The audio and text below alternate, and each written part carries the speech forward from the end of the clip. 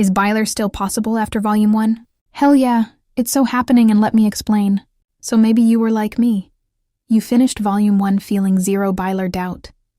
And then you opened TikTok. Suddenly you're flooded with Milevens going, well, Robin told Will to get over Mike. And it's so one-sided. And then bam, Byler doubt hits you like a truck. Yeah, same, that was me too. But then I went back, rewatched all the Byler scenes, dug deeper, paid attention to the subtext. And honestly, I'm more convinced than ever that Byler is happening. So in this video, I'm going to break down the Byler moments, Robin's speech to Will, and everything in between to show you exactly why Byler is still very much alive. But first, let's talk about Milevens, because that relationship is 100% falling apart. We get exactly one Milevens scene in the entire volume, and it's like 40 minutes into the first episode. If you've paid attention in the last 2 seasons, every season they've been together has always started by highlighting their relationship. Season 3 opens with them making out. Season 4 opens with Elle's letter to Mike. But this season, no one talks about them. No one mentions their relationship. Nothing. Not until they meet on the field. And even then, no kiss, no affection, nothing romantic, only a platonic hug. When they talk on the roof, the sun is literally setting in front of them. In film language, sunsets means endings.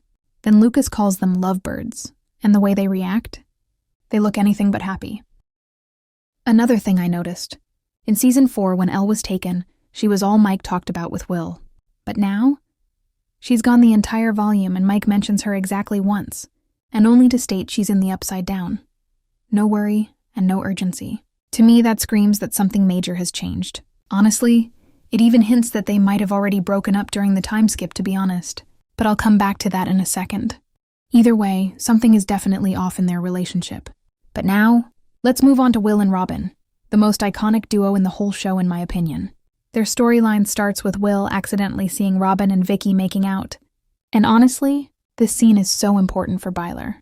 Will, who has spent his whole life feeling alone, out of place and like a mistake, suddenly sees someone like him being loved, happy, and chosen. Something he's always believed was impossible for himself is now happening in front of him.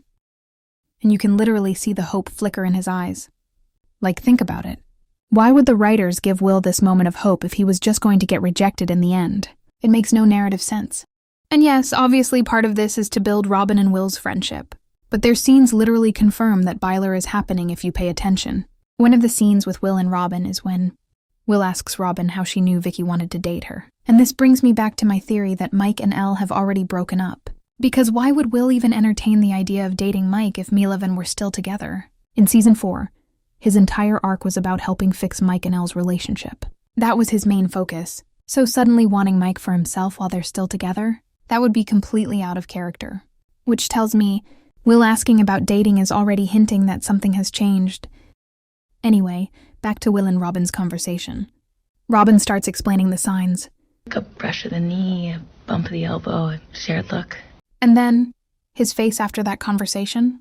Hope. Pure, unfiltered hope. You can literally see Will replaying every moment he's had with Mike in his head, suddenly questioning them in a new way. Was Mike flirting? Did those looks mean something? Did Mike actually like him back? For the first time, Will isn't just quietly suffering in the background. After talking to Robin, he becomes bolder. And that right there confirms that even Will sees some of these moments with Mike as potential signs, real signals, that Mike might feel the same way. He even starts trying to flirt back. Will Byers, flirting with Mike Wheeler. This man is finally letting himself hope for something he's wanted for years. And how does Mike react? He turns shy. He freezes. He doesn't know what to do with himself. You can literally see the gay panic spread across his face in real time. Some general audience viewers, and of course, some Milevens shippers, try to argue that Mike looked uncomfortable. But they are completely missing the point. When Will playfully shoves Mike, Mike doesn't pull away or get weird. He gets nervous, flustered, like someone who just got flirted with by the one person he's absolutely not prepared to catch feelings for publicly. He panics because he's never seen Will be this confident, this bold, or this openly flirty before, and it throws him completely off balance. Honestly, the people saying he was uncomfortable have clearly never experienced full-body panic after being flirted with by their crush. Before I move on to Robin's speech to Will, I really want to dig a little deeper into the Mike and Will fixing the pipe scene, because I honestly think it has way more meaning than just being comic relief. So Mike and Will are trying to stop water from spraying everywhere from this broken pipe. Now listen, it could have been any character in the show. Anyone. But the Duffers specifically chose Mike and Will for this moment. They also could have written it so there were two pipes, so they wouldn't have to be pressed together, hands over each other's, trying to stop one single leak. Or a random kid could have just walked into the bathroom, seen the hole in the floor, and gotten them caught by the military. But no, they chose Mike and Will, together, struggling to contain water exploding out of one pipe. And honestly, this scene works perfectly as a metaphor for their feelings for each other. Feelings they keep trying to bottle up, hide, and push down. But no matter how hard they try, they keep spilling out. Just like the water leaking from that pipe, their emotions keep breaking through the cracks. Now, Robin's speech. The scene that made so many Byler fans spiral. Milevens are out here laughing, calling us delusional, acting like Robin just confirmed that Mike doesn't like Will and that it's one-sided. But oh boy, let me explain how this speech actually supports Byler, and how people are completely misunderstanding it. Robin's speech isn't about getting over Mike. It's about self-acceptance, about Will learning to love himself, and realizing that his feelings for Mike are not something to be ashamed of. For Robin, her self-acceptance journey was tied to Tammy. She thought Tammy held the answers. But when she watched her film tape, she realized something crucial. Tammy wasn't the point. Robin already had the answers. But here's what everyone is missing. The speech applies differently to Will than it did to Robin, because Mike is not Will's Tammy. Robin wasn't telling Will to get over Mike. She was telling him to stop hating himself. To stop hiding, to not be ashamed for his feeling for Mike. And the show makes this very clear when they reveal Will's film tape. For Robin, her tape was just her, a younger version of herself. But Will's tape is filled with the people he loves most, and especially Mike, who has the main presence in it. That's not letting go. That is Will finally accepting what Mike means to him. And let's be honest, Tammy and Robin's relationship is nothing like Mike and Will's. Tammy was Robin's hallway crush. She barely knew her. Mike and Will? They've been inseparable since kindergarten. They know each other better than anyone. Their relationship has history, depth, connection, and conflict. Things Tammy and Robin never had. Also, we know the show parallels Byler and Rocky's relationship. Mike is Will's Vicky, not his Tammy.